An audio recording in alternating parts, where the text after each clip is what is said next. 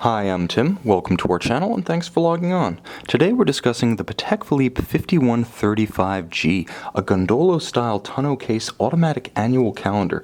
You can see and you can purchase this watch on our website.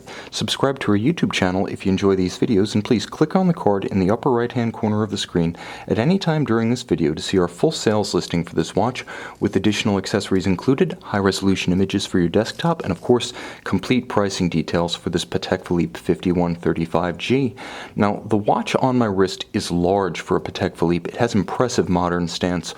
This model was first seen in 2003, and it recovered a little bit of heritage in the shape of the case and the aperture-style display of the dial, reminiscent, respectively, of the 1930s Gondolo-style watches built for Latin American consumers and the 1940s Patek Philippe perpetual calendar watches. Combine the two with a gorgeous guilloche anthracite sunburst dial, and you get a very modern watch with a broad stance. From lug to lug, it has a 51mm span across the wrist, which again is quite large for a Patek Philippe. Although in terms of thinness, and it is thin, not thick, this watch at 11.5mm with a generously sloped case flank wears far thinner than its already quite compact 11.5mm. You'll have no trouble sliding this watch underneath a tight sleeve or dress cuff. Now, in terms of distance across the case from 9 to 3, it's a 38mm broad watch, which again is quite large. It has a sizable footprint on the wrist, but that helps to distribute the considerable mass of the solid gold case, and it does have impressive heft on the wrist. This is one of those watches that feels like the premium watch you imagine. When you imagine a truly luxurious watch on your wrist, you probably imagine a watch that's just a little bit heavier than common sense would dictate, just a little bit more massive than it has to be, and that's certainly what you get here. It does not disappoint. Now, you'll note that the watch features a very substantial bolstered monotone stitch brown rectangular alligator leather strap. Now, it's a subdued finish. It's not high gloss, and I appreciate that. It appears upscale, and it avoids the appearance of trying too hard, which is something that could easily happen given the size of the watch. The muted tone of the strap is a nice choice, and you'll note very substantial down the center. It's paired with a faceted and polished spade-style pin buckle for easy on-the-fly adjustability, and of course on the underside, supple calfskin.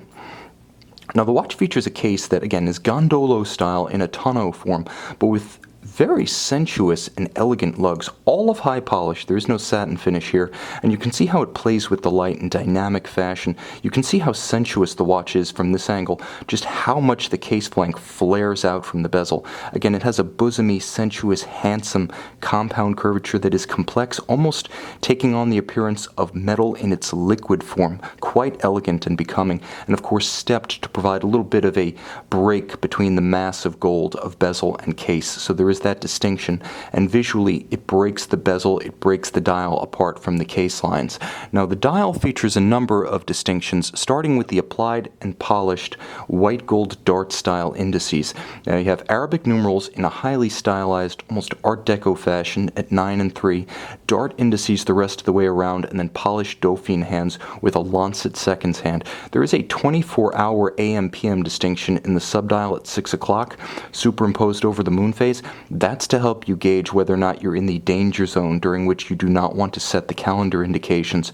Now, the apertures, again, are a throwback to the 1940s Patek Philippe perpetual calendars. So while there's something that's been resurgent in modern Patek Philippe design, the actual design itself, the idea, the mechanical principle, goes back quite a distance.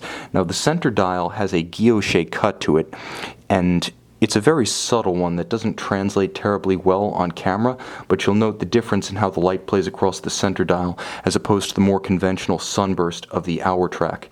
There is a railroad-style minutes track and a discrete white Patek Philippe Genève marquee at 12 o'clock. Now, when you turn the watch over, you see a little bit more of the business end of the movement. Now, it's a caliber 324 in quantième annuel form, and you could see the Gyromax style balance, free sprung. This is pre-Spiromax, so it has the metallic hairspring, not the silicon, and it also features, when we move the winding rotor out of the way, on the bridge carrying the end of the going train, the Geneva hallmark. So this is part of the pre-July 2009 crop of 5135s that featured the old hallmark rather than the new in-house Patek Philippe seal. There's no difference in the quality of finishing. It's just perhaps a more romantic, older tradition for those who prefer such things.